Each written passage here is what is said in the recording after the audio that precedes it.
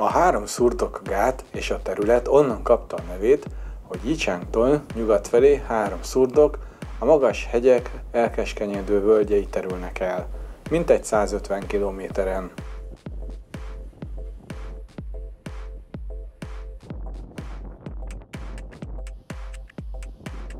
Ebben folyik a Jangtsze, a sárga folyó.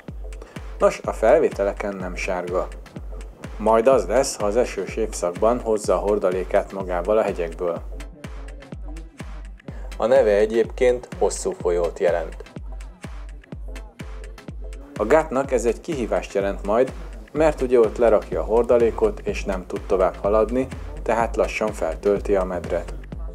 Ezt megakadályozandó különféle terveik vannak. Az első szurdok Yichang felől a Sailin. Ez a leghosszabb is, mintegy 66 km, de ezt már elhagytuk.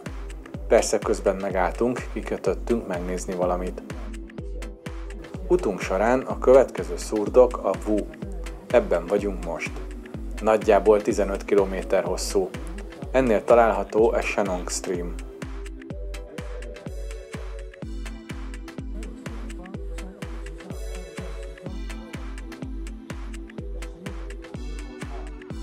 Amikor a hajóval a területre értünk, bemondták, hogy érdemes felmenni a fedélzetre. Ez a Wu szurdok legmagasabb hegyorma.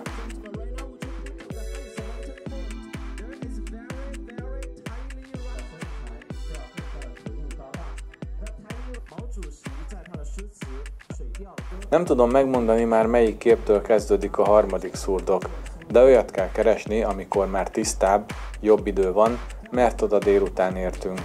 A kettő közt ebédeltünk egyet.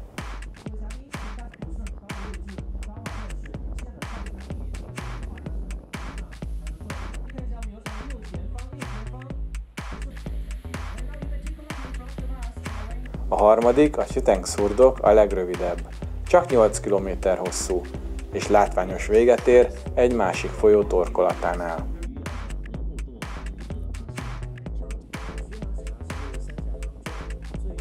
Ez a terület is tele volt függőkoporsókkal.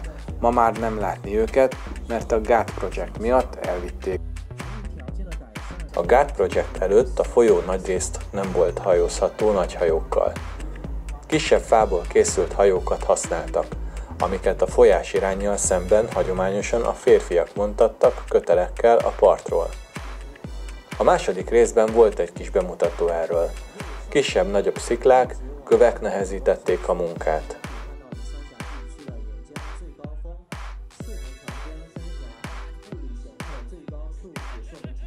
Ez pedig a Chiteng szurdok legmagasabb hegyorma.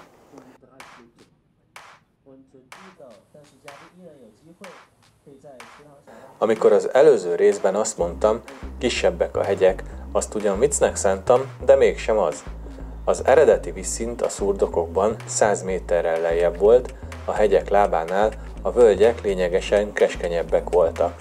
Szóval a szurdokok most már kicsit meghíztak.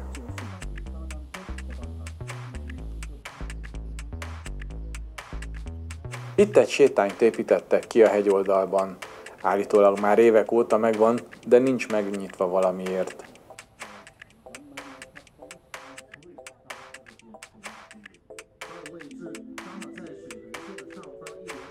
És még egy hosszabb, szintén nincs megnyitva. Még majmok is láthatók a környéken egy kis szerencsével.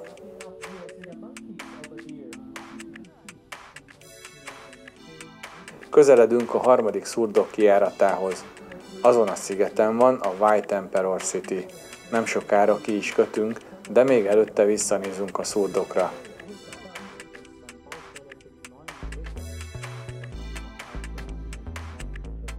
Ez a panorámakép látható a 10 yuanos bankjegyen.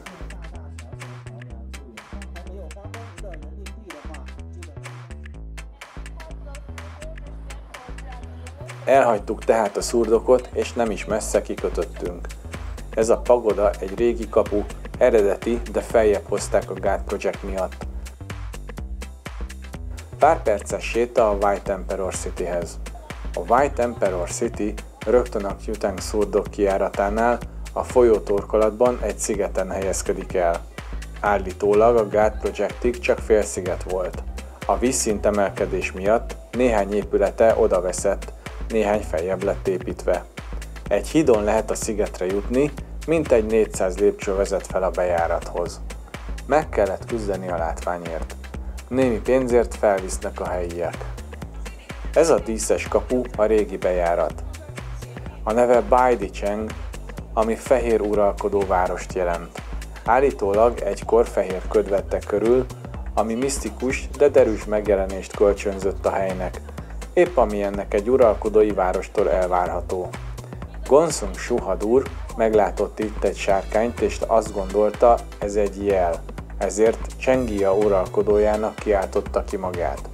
Tehát elvileg ő alapította a várost, és nevezte magát Fehér Császárnak. Ezen a jeleneten épp az látható, amikor Liu Bei a miniszterelnökére bízza országát és fiait.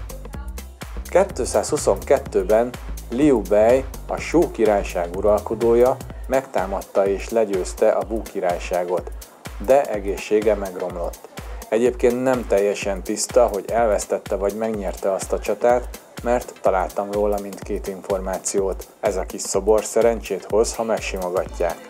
Ebben a teremben a már említett személyek szobrai találhatóak, és 4 eunuk, akik a kizsákmányoltak osztályát képviselik.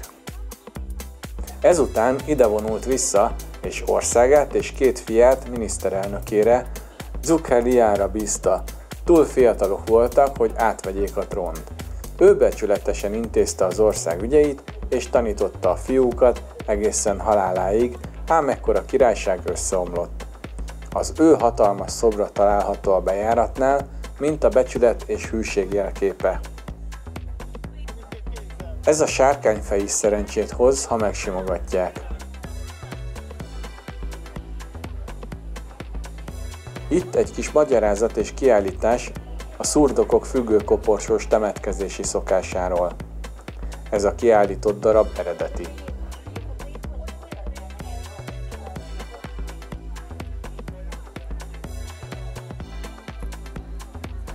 Ezek a piros szalagos cédulák nagyon elterjedtek az országban. A szent helyeken ezek az élők kívánságai. A sárga szalagosak pedig a holtaké. A Jáde Buddha templomban például lehetett olyat látni.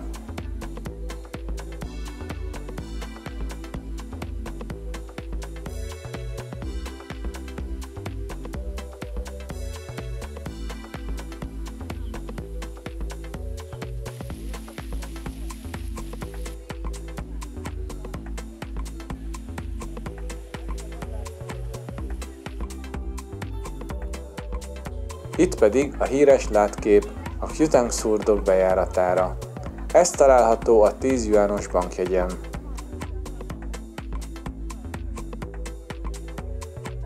Emiatt nagyon népszerű fotós hely, nagyon fontos a kínaiaknak.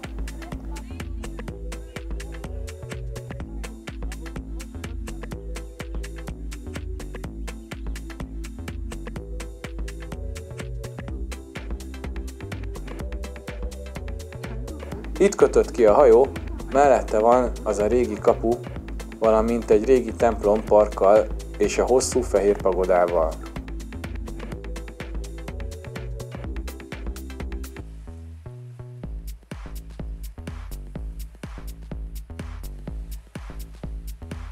Ma reggelre már közeledünk az utolsó megállóhoz a hajóval. Mindjárt oda beforulunk, és már indulunk is a mai első kirándulásra. Ez Fengdu és az itteni Ghost Town a cél. Az idő sajnos megint esős.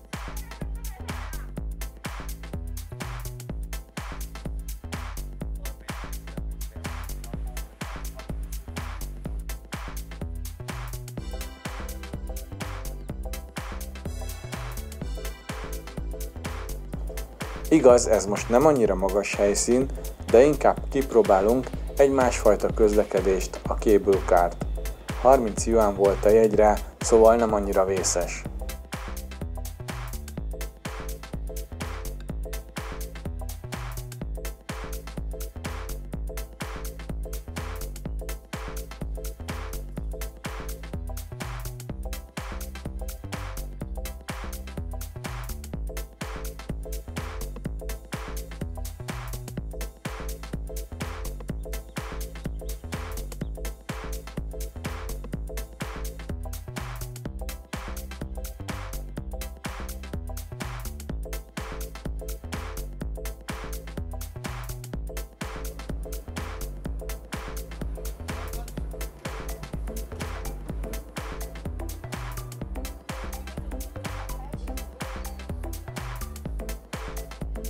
A bejáratnál ez a két oldalon található mini szentély és füstölő, ha jól emlékszem, az egyik az egészség, a másik a jólét.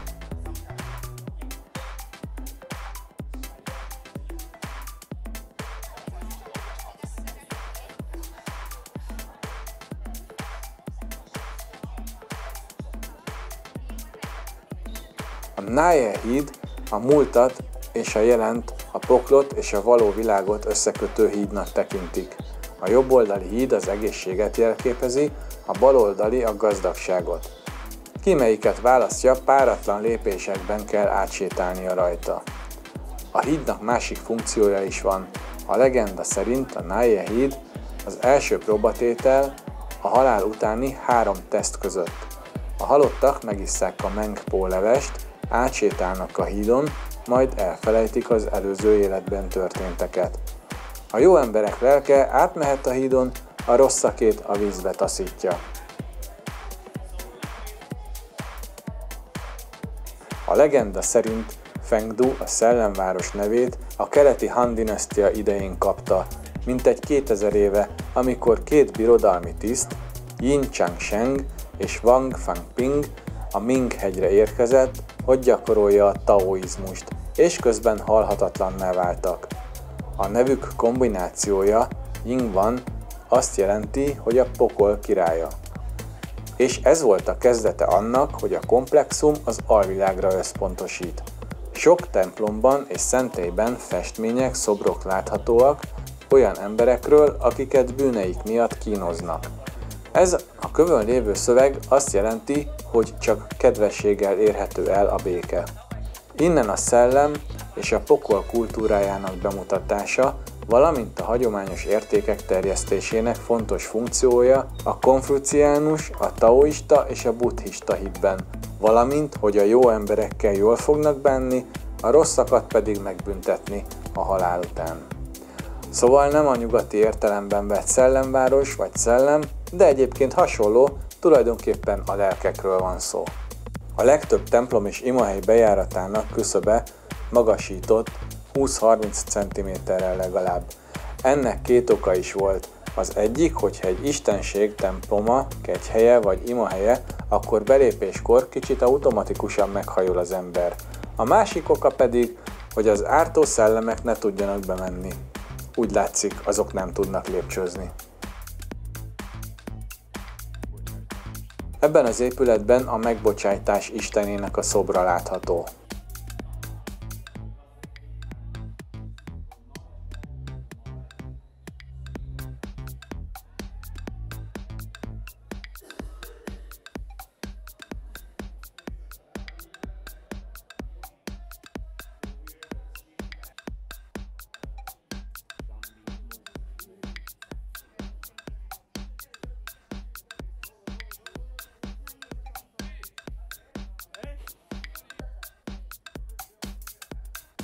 Már majdnem a tetőn vagyunk, szép is a kilátás.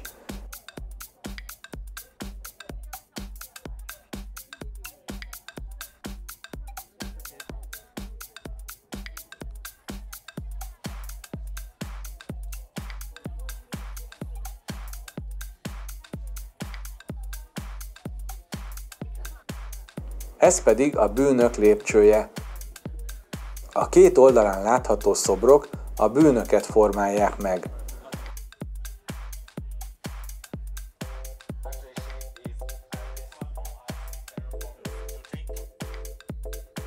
Az anime figurákat nem igazán értem, de nagyon sok van mindenfelé újabban Kínában.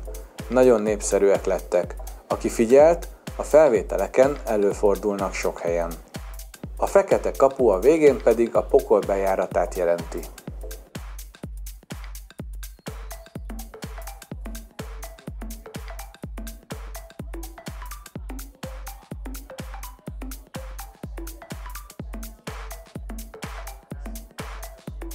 A második tesztben Yang Luo Wang elé kerülnek elbírálásra. A harmadik tesztet a Tianzi palota bejáratánál végzik el, ahol a halottaknak 3 percig egy bizonyos kövön kell állniuk egy lábon. A legenda szerint egy erényes ember képes lesz rá, míg egy gonosz ember kudarcot vall és a pokolra ítélik.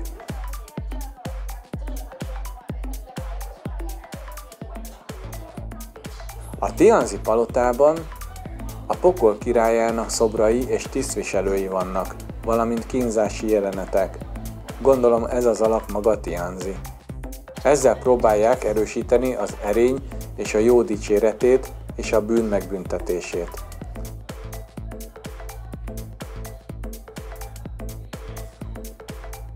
Ez a helyszín elvileg Kína egyetlen ilyen jellegű komplexuma.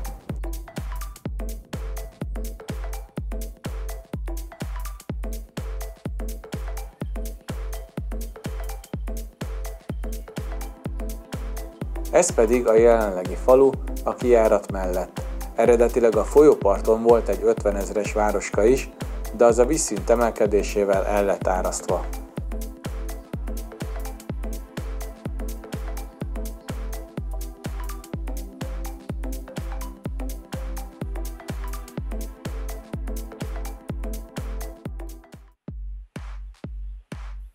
A Snowy Jade Cave, vagyis Havas Jáde barlanghoz igyekszünk. Egy folyóparton lehet elérni a helyszínt, és már az úton is kiváló a látkép, minden irányból vízeséseket láthatunk. Buszoztunk idáig kb. 40 percet. A barlanghoz fel kell menni a hegyoldalba, és a bejárathoz vezető úton majmokkal találkozhatunk.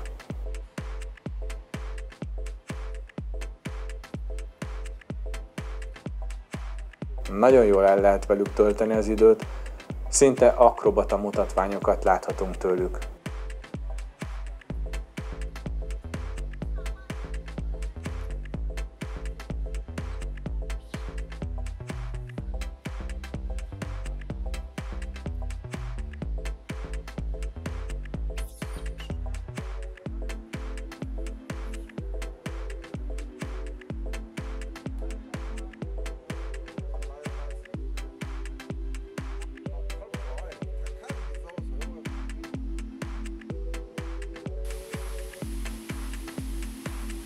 És a bejárat melletti részen a kilátás is megér egy pillantást.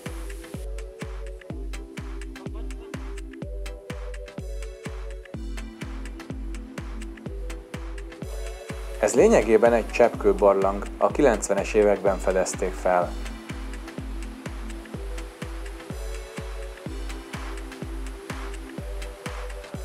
A barlang 1600 méter hosszú, ebből 1100 a turista útvonal. Én többnek gondoltam.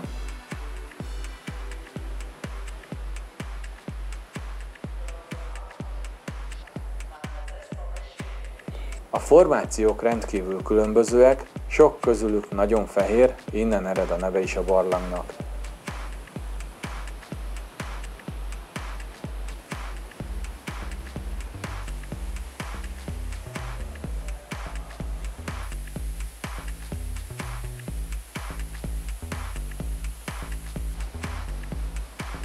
A cseppkövek állítólag itt gyorsabban nőnek, mint az átlag 33 mm-t 100 évenként.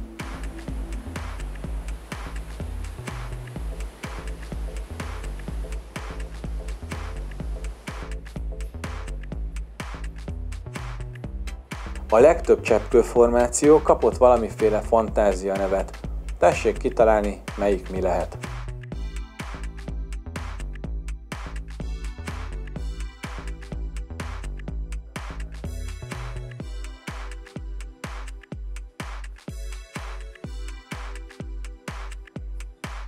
Ez például kezek.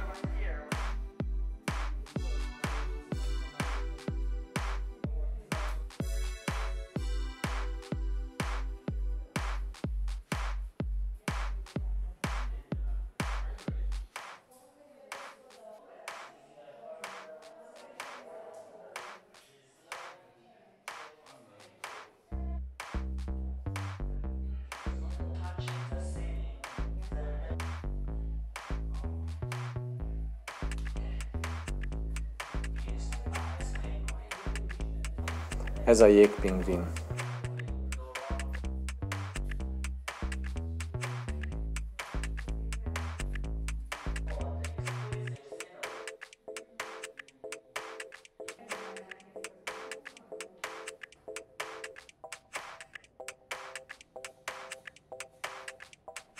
És még egy kis növényzet is nőtt.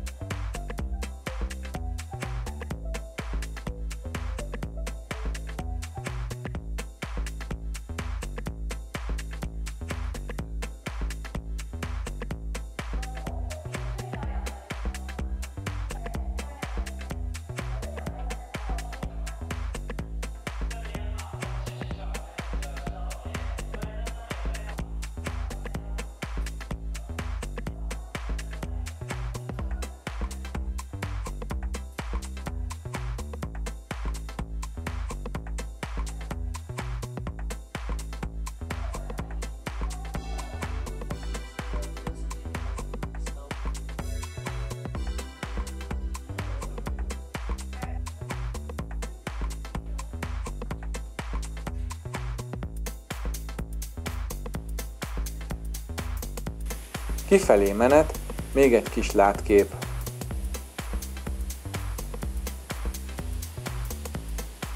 És a majmok.